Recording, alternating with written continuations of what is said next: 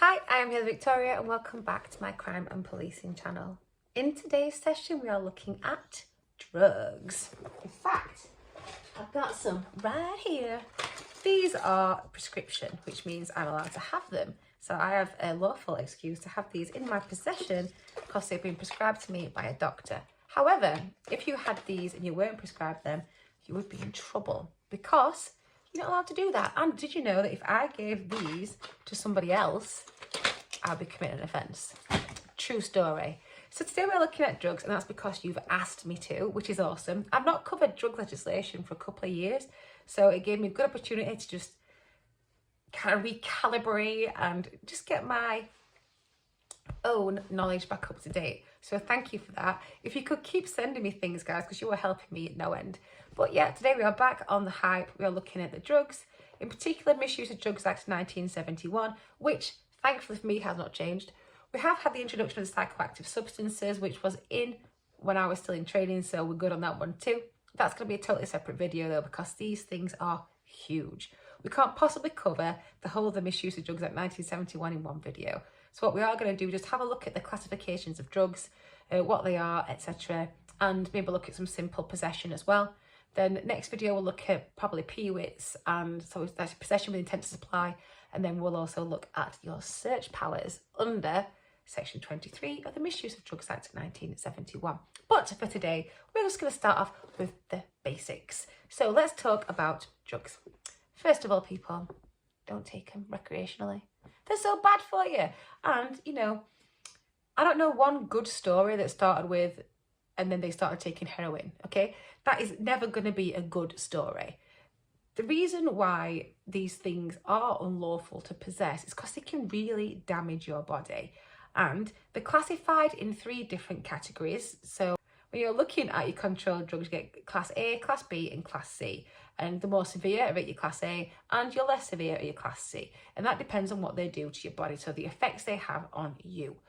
And the toxicity levels. So your Class A drugs are things like heroin, crack cocaine and crystal meth and cocaine, things like that. Class Bs are cannabis. So cannabis used to be Class C a long time ago. That got recategorized to a Class B. Spice, so that's a synthetic cannabinoid. And if you are aware of a few years ago, spice was huge. Like, it really did just flood the streets of South Yorkshire and beyond. Manchester was particularly bad as well. And spice is terrible. It has this like effect on your body where you just completely lose control of everything. I mean, I've not taken it, by the way. I was just seeing people who have. They completely just lose control of the body, just completely vulnerable to anything. So can you imagine the crimes that are committed to those people who are on drugs and things like that as well? You see people just passed out in the street. Anybody could access you. It's absolutely terrible drug. And I think what you need to consider here as well is when people take these things, what kind of situations are they in where they feel a need to? We'll get onto that in a minute as well.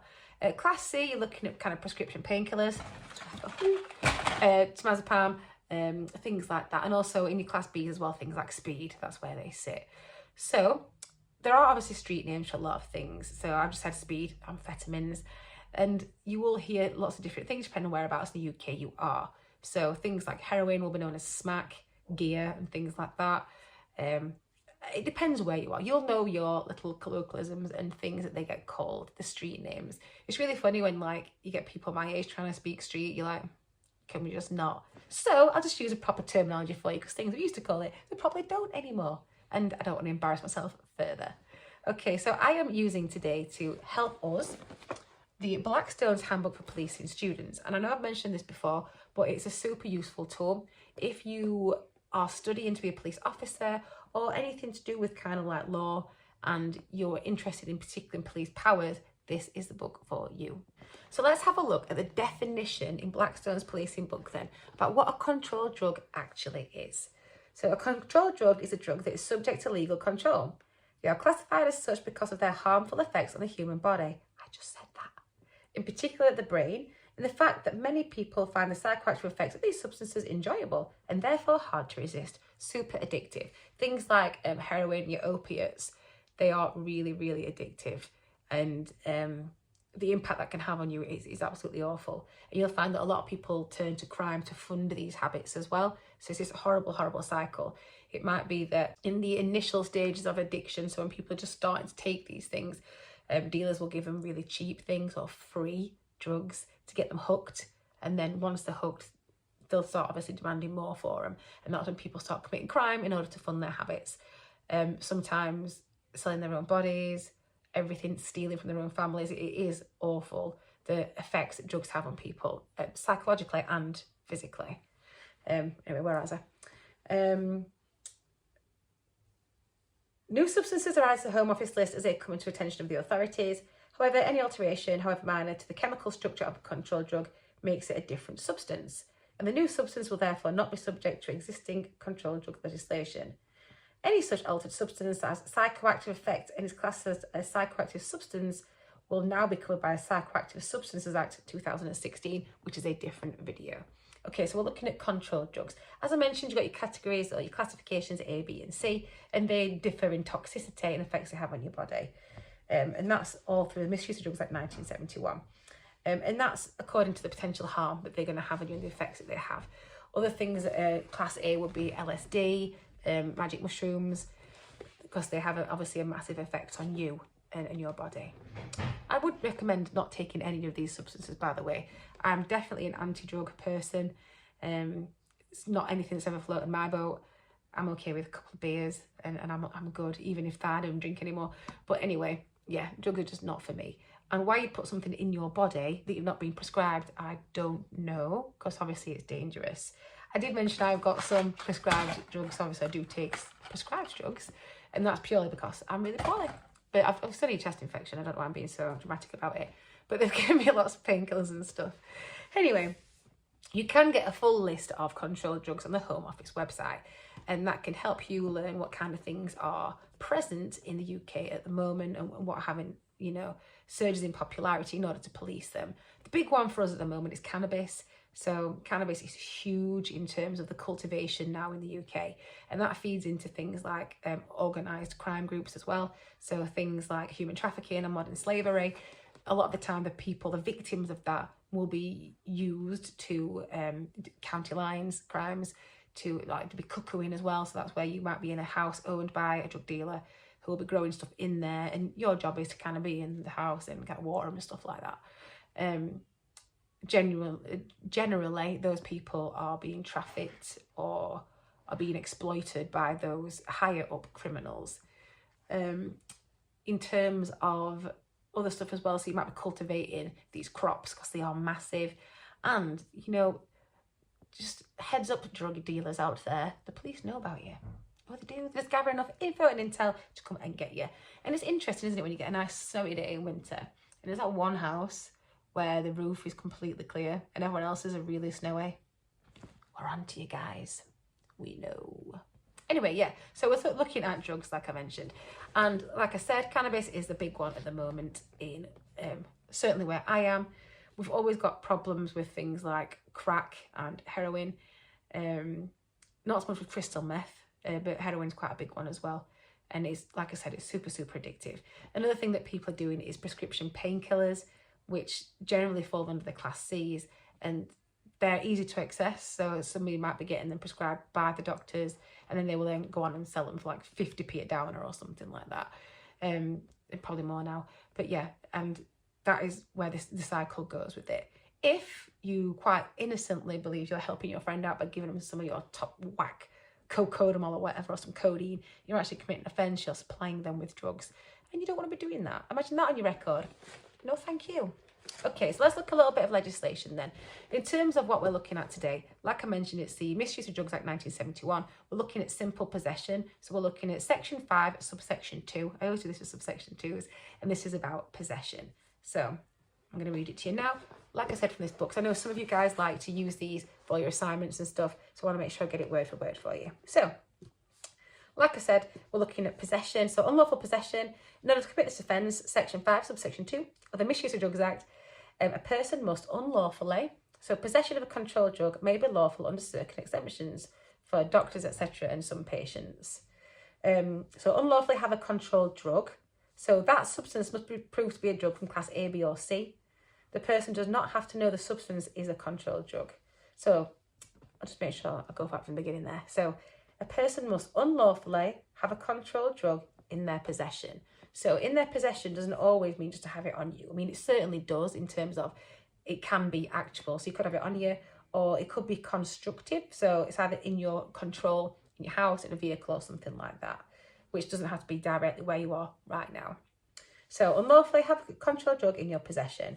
And the proof of possession has two elements. That's the control of and the knowledge that it's there. So the knowledge of the existence.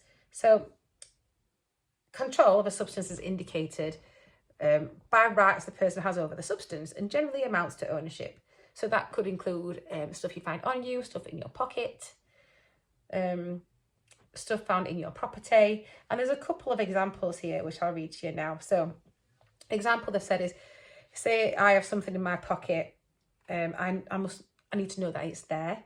So if a substance was found on me, say it's in a container, it must be proved that I knew the container was in my pocket and that the thing inside it was drugs. That must be aware. It might be that I've put someone else's coat on or their university hoodie or something, and in the pocket there is some drugs. I didn't know they were there. I've just put it on. So that needs to be proved that I knew it was there and that obviously it contained a substance. So let's have a look at another one then. So search powers, by the way, when you're looking for searching people for drugs, you're looking at section 23, the Misuse of Drugs Act. I'll do a whole video on that because that itself is quite lengthy. So here's an example they use about some drugs found on a person using the section 23 Misuse of Drugs Act search powers. So an officer found some kitchen foil with traces of brown powder, heroin, on it, tucked into the top of a man's sock.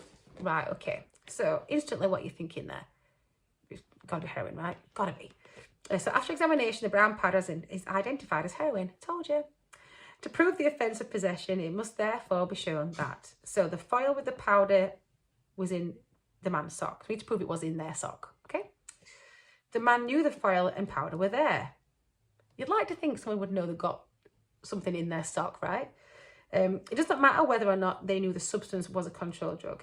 So the powder was heroin and he was not lawfully entitled to possess heroin. I can't think of any reason why he'd be lawfully entitled to possess heroin, but there you go. So that's what you've got to prove. It's kind of simple, really. So let's just go back to the beginning. So we've talked about A, B's and C's, and that depends on the toxicity levels, obviously. We know that possession of a controlled drug is unlawful unless you've got an exemption. It might be that you, as a police officer, have the controlled drugs on you because you've seized it from somebody and you're taking it back to the police station to process and put into property. That might be why you have it on you. It might also be that another member of staff within the policing family has it on them. Maybe they are working in the property stores, they're taking that from one store to another, they're taking it for destruction. While it's in their possession, they have got that exemption, that right there because they're to and from. However, it doesn't mean that because you are working around drugs, police officer, whatever, customs, whoever it is, property staff, and you have the drugs on you, just because you've got an exemption at work about your duties does not then mean you can take them home and have a party. That's not how it works. What that does mean is you've got to be in the course of your duties while you're possessing it. So if you go home and you have them drugs in your pocket, that's unlawful because you don't have to take your drugs home to process them and put them into the property store. That is bad. So then you are in possession of drugs unlawfully. Unless you can be like, oh, sorry, I forgot. And you've got to, that in itself is pretty bad, right? You can't just forget you've got a stack of heroin in your pocket. Anyway, that's it really. That's all we're looking at today because I'm going to make these short, sharp and sweet. And then I'll do a whole compilation video where I put all the drug stuff together. So just to recap on today's video, we've looked at A, B and C. A are your highest toxicity, so you're looking at heroin, crack, stuff like that. B, you're looking at cannabis and spice, things like that, and speed, so your amphetamines, barbiturates. C, you are looking at your prescription pills, your prescription drugs, anabolic steroids, things like that, tranks, diazepam, things like that. And then they do carry different sentences in terms of severity for possession. So it might be that if you are caught with class A drugs, you could be looking up to 7 years, up to 5 for class B, and then up to 2 for class C. It totally does depend, obviously, on what's been happening before and everything else in terms of the circumstances. We'll get to sentencing in a different video though. So that is it for today. That's just simple possession. So just reading that one again. Unlawfully have a controlled drug in their possession. Section 5, subsection 2 of the Misuse of Drugs Act 1971. Next video, we'll be looking at possession with intent to supply. And then we're going to be looking at section 23, which is your powers of search under the Misuse of Drugs Act 1971. And we will continue from there. We'll also do a whole video dedicated to psychoactive substances. Any questions, let me know. And thank you for requesting this video. Stay safe, look after each other, and please don't commit any crimes.